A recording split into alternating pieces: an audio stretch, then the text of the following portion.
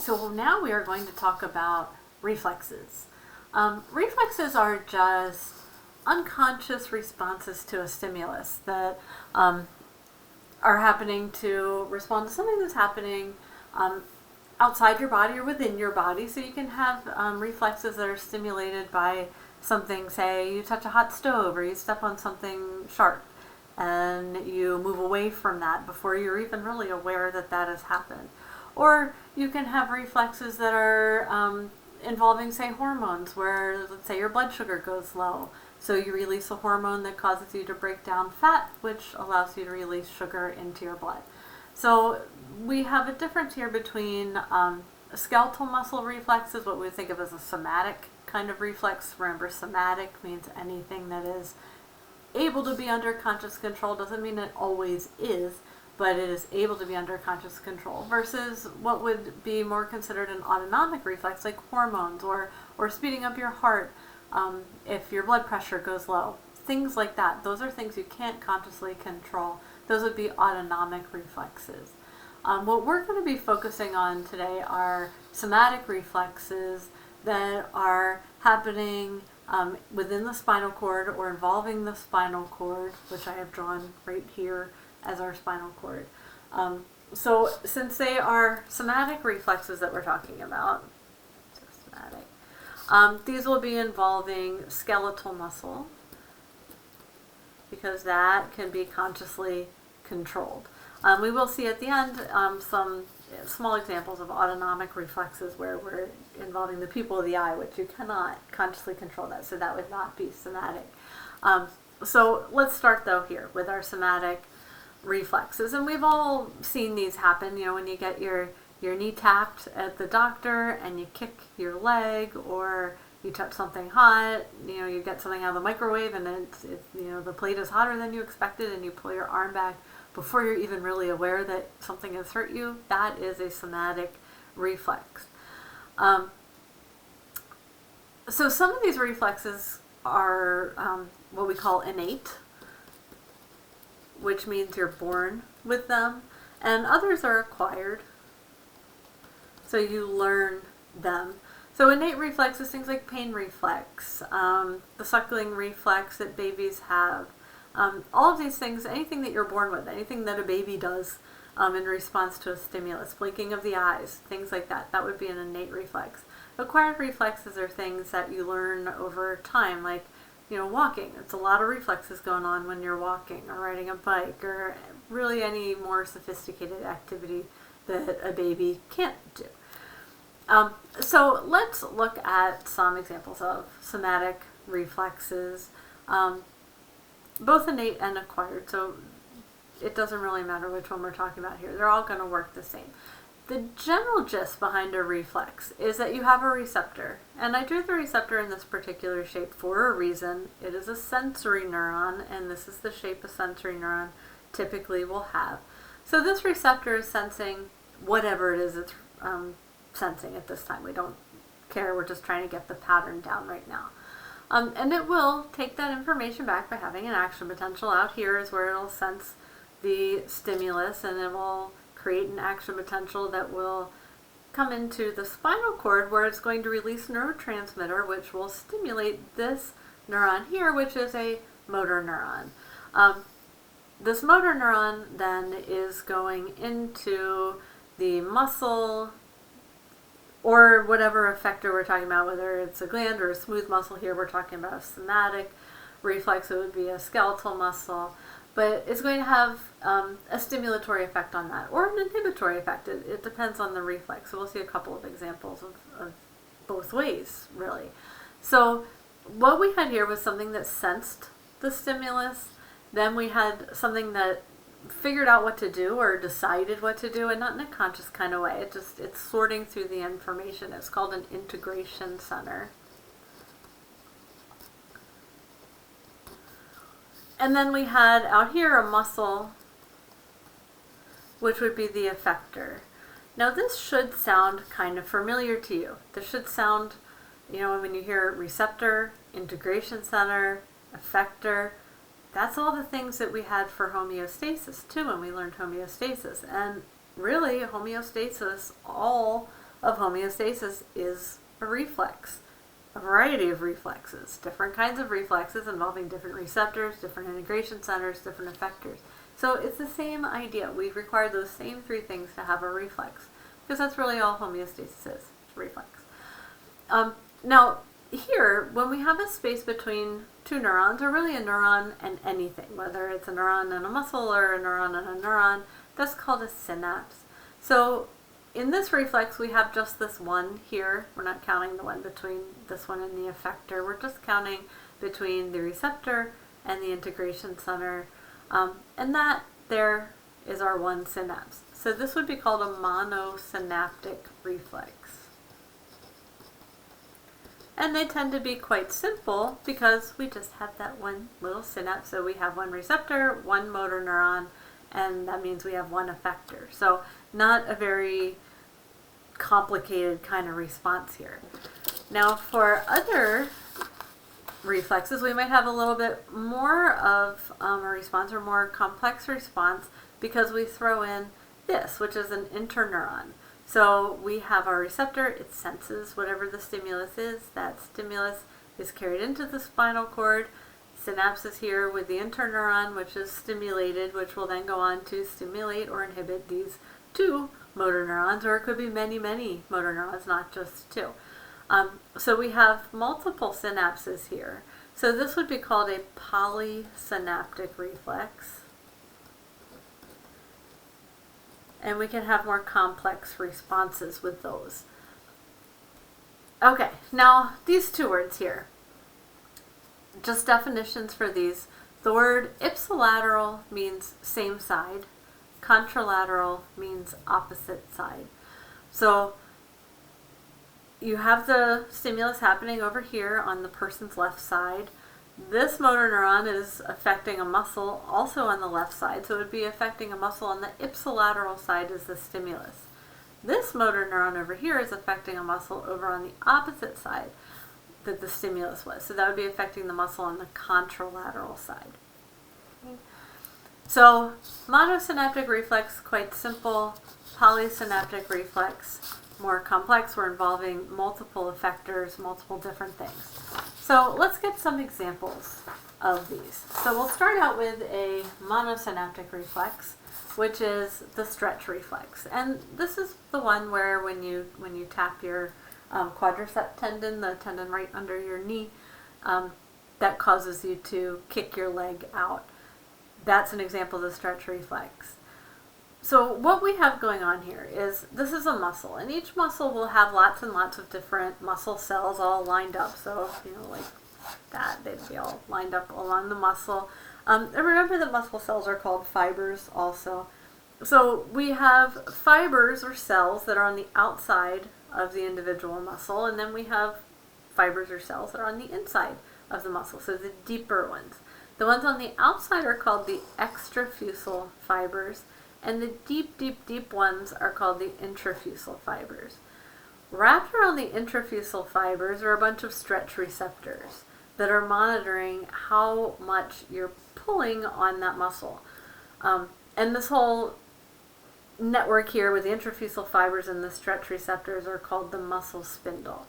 So what this is trying to protect you against here is overstretching that muscle. So if this is the normal length of the muscle and then you stretch that muscle out, we could tear it possibly if we overstretch it. So what will happen is these stretch receptors will feed into the spinal cord, where they'll meet up with a motor neuron, which goes back to the muscle, and it causes it to contract. So you overstretch the muscle spindle fires, stimulates the motor neuron, and you contract that muscle. You can see this in action on yourself too. If you do a forward fold, this is the place where most people are pretty tight in their hamstrings, which are the big muscles in the back of the thigh. So if you do a forward fold with straight legs, trying to touch your toes, don't go too hard because you don't want to hurt yourself, but trying to touch your toes and keeping those legs straight, and you'll feel a place where you get really, really tight in those hamstrings. And as you try to continue on with that stretch, if you push it just a little bit, just carefully, don't overstretch your hamstrings, don't hurt yourself, but you'll notice that your hamstrings start to contract a little bit. They start to fight you. They almost start shaking a little bit. That is the stretch reflex happening in action. So you see it a lot in yoga class. If anybody takes yoga class and you see people the back of their legs shaking, they're fighting their stretch reflex too hard. It's best not to fight your stretch reflex. It's trying to keep you from tearing your muscles. Okay, so that is our example of a monosynaptic reflex. Now for a polysynaptic reflex, we go down to this guy here. So what we're going to have as our example is something called the Flexor Reflex and the Extensor Reflex. They're two separate ones that happen in conjunction with each other. Or we can call it the Withdrawal Reflex because this involves withdrawing from pain. So here we have this poor guy. He's stepping on a tack here, or a Lego, or whatever painful thing he is stepping on. It doesn't matter. And when that happens, think about when you've stepped on painful things, because we've all done it. You pull your leg away and your leg is up before you're even entirely aware of what happened. And that's because of this withdrawal reflex, or the flexor reflex. So we have pain receptors, and pain receptors are specifically called nociceptors. So this nociceptor senses the pain of stepping on the Lego or the tack or whatever it is, and it goes up into the spinal cord. This is the polysynaptic reflex. You can see all these neurons here it's about to interact with. We've got that interneuron right there that the nociceptor is interacting with, and that interneuron is going to stimulate this motor neuron, which is the motor neuron to the flexors of the hip. Now, when you flex your hip, just think of bringing your knee up towards your chest. That's the motion of flexion. You're bending, essentially. When you flex, it's a bend in the joint. So that's going to lift your leg right up. Okay. Now, if you're walking and you do that, so you're just in the middle of taking a step and you just suddenly lift the foot that you're putting all your weight on, you're suddenly lifting that in the air, you're going to fall right over unless you do the second part, which is the extensor reflex. So the second part of this reflex. So that's this motor neuron. That interneuron is also stimulating this interneuron, which is the motor neuron that goes to the contralateral, ones on the other side, extensors. And when you extend a limb, you're straightening it. You're, reaching. Think of straightening your leg. This would be your hamstrings in this case. So they're doing the opposite action. So you're extending this leg so that you can keep your balance on that leg.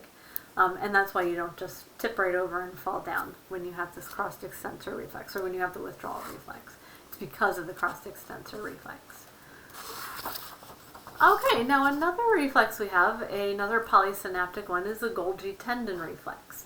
So this reflex is here to prevent you from putting too much tension on your tendons, lifting too much weight, which will, tear a tendon, and it can pull a tendon right off the bone if it's too much. So this is a nice reflex to have. It's preventing you from pulling your tendons off of the bone. So here we have a person. There's his bicep brachii muscle, because that is the muscle that is used to flex at the elbow. This guy is doing, or this person, don't know who he is or she is, lifting barbells. So they're lifting a barbell and it's too heavy for this person. This person cannot handle this weight. Their muscle is not ready for it. So we're putting too much tension on the tendon and it's in danger of tearing. So we have a receptor in something called the Golgi tendon organ. It's an organ that is found on the tendons, and it's sensing tension within the tendon. And it senses that there's too much tension in this tendon because this barbell is too heavy. So it fires an action potential. It communicates with that interneuron in the spinal cord, and that interneuron is going to communicate with a couple of other neurons. One is the motor neuron to the biceps brachii. It's not going to stimulate it because that's our problem. We're contracting that muscle, and we shouldn't be contracting that muscle this hard. We're contracting it too much. So we're going to inhibit this motor neuron, which will stop the stimulation on the biceps brachii, and it will cause you to drop that weight. It'll stop the flexion of your arm. Now it will also stimulate the second motor neuron over here, which is the motor neuron that's going to your triceps brachii in the back of your arm. they're responsible for extending the arm, so straightening it again. These would be the antagonistic muscle to the biceps brachii. The biceps brachii flex, the triceps brachii extend. They are antagonistic to each other, so they work against each other. So if you inhibit this muscle, you're doing too much flexion, you inhibit the muscle that causes the flexion, you stimulate the muscles that do the opposite action, and you're essentially protecting yourself from tearing your tendon with this weight. So that's the Golgi tendon reflex. Now other reflexes that we have. The Babinski Reflex, and you can follow along for all the details on these in the slides, and then also in your lab book. It's lab number 10 that we're going over. So for the Babinski Reflex, because I don't think we need to draw them all out, I think you get the idea. For the Babinski Reflex, this is something that you have when you are a baby up until about 4 years old. Depends, each person's a little bit different, but about 4 years old. And it's a reflex that is present in babies and small children and not afterwards, because it's inhibited by the full development of tracts that are called your corticospinal tract. So I'm going to put that word down because we are going to learn it in a bit more detail when we get into the nervous system. These corticospinal tracts are axons, parts of neurons that are going down the spinal cord, and they extend from your brain all the way down the spinal cord and eventually to the bottom of your spinal cord, which is dealing with your foot, which is what the Babinski reflex is dealing with. Now, these corticospinal tracts take until you're about 4 years old to fully develop when they inhibit the Babinski reflex. Now, before they are formed completely, the Babinski reflex means that if you take a baby and you just take like a pen, not the sharp part, but this bottom part, say, and you just stroke it kind of firmly up the bottom of their foot, the baby will do something called dorsiflexion of their toes. So dorsiflexion, so here's my hand. I'm not going to show you my toes, but so here's my hand. If I were to dorsiflex that, I'm pulling them back. It's an extreme extension of the toes, like that. So this is the back of my hand, they're going up. So think of pulling your big toe up towards your face and then fanning out the rest of your toes. That's what the positive Babinski reflex is, or the positive Babinski sign. And then once you're after 4 and you do this pen thing on the bottom of your foot, your toes are going to instead curl down like you're trying to grab onto something. So that would be called plantar flexion.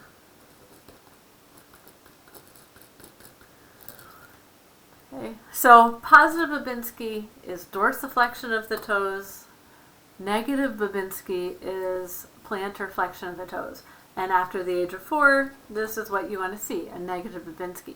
If you're, right now an adult and you have a positive Babinski, it would indicate that there's some sort of damage to those corticospinal tracts and they're not inhibiting the Babinski reflex anymore. The second one here, pupillary light reflex. That's when your pupil constricts in response to light. So if you shine light in your eye, your pupil is going to constrict so that you don't get too much light going back on your retina. And you know this, when you're in low light, your pupils are big, and when you are in high light or bright light, your pupils are small. That's the pupillary light reflex. Now, if you shine a light in one eye, you'll get that pupillary light reflex happening in that eye, but the other eye is going to also contract too, and that's called the consensual light reflex. So the ipsilateral reflex is the pupillary light reflex, and the consensual light reflex would be the contralateral reflex happening in the other side.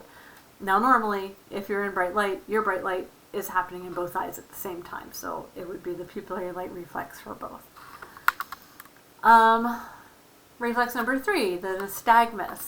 This is when your eyeballs kind of go back and forth, side to side, real fast, like a little tiny motion, to focus on an object, or a bigger motion if they're following a moving object. So if you've ever been looking at somebody and you see their eyes kind of going side to side, really fast while they're looking right at you, that's nystagmus, and it's normal, and it's how you focus on things. It's how you keep your focus on an object. Or if an object is moving past you, like let's say you're watching a car go by and it's going kind of slow, your eye would sort of just follow it naturally without you thinking like, I have to move my eyeballs to keep watching this car go by. Your eye just does it naturally. That's nystagmus. And then the Labyrinthine Reflex. This has to do with your inner ear equilibrium, what happens after you're spinning. So if you were to spin around, you can try it, just be careful, make sure you don't have anything you can fall on. Get up, spin around really, really fast, just, a few times until you're kind of dizzy, and then walk and see what happens. You're going to be kind of leaned over to one side. That's the Labyrinthine Reflex happening right there. Okay, so those are your videos for the week. I apologize, this one went kind of long. So I want you to read all of the Unit 6 slides. Make sure that you have read those. Study them because the test is coming up.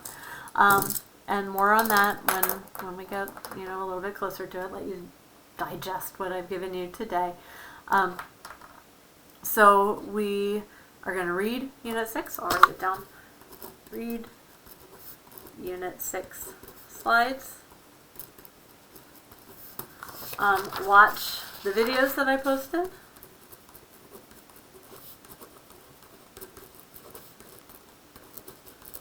So those videos that I posted include the sliding filament theory review and twitches and all that kind of stuff, smooth muscle, cardiac muscle, and then this never-ending video of reflexes. So these are the videos for you to watch. The rest of the stuff on the slides I feel like would be self-explanatory. If you need any explanation, just email me and I can give you that. Now I'm also going to post soon after this. It might take me a day or so. That's okay. You got enough to keep you busy for a little while. I'm going to post pictures and diagrams of the muscles.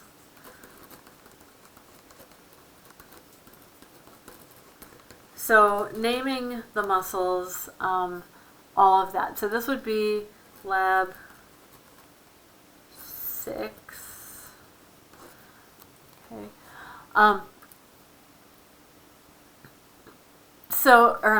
Lab 6. So here we're going to be naming the muscles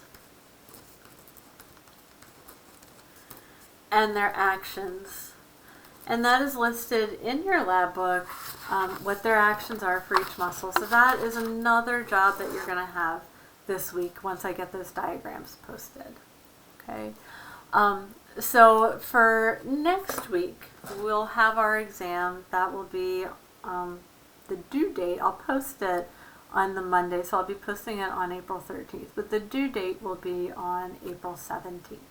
And so I'll give you more direction on that next week. But just be aware, be ready to be studying or be studying this week these things. This is for lab. This is different. This won't be tested next week. It's this stuff. All of Unit 6 and then these videos. Okay? Okay.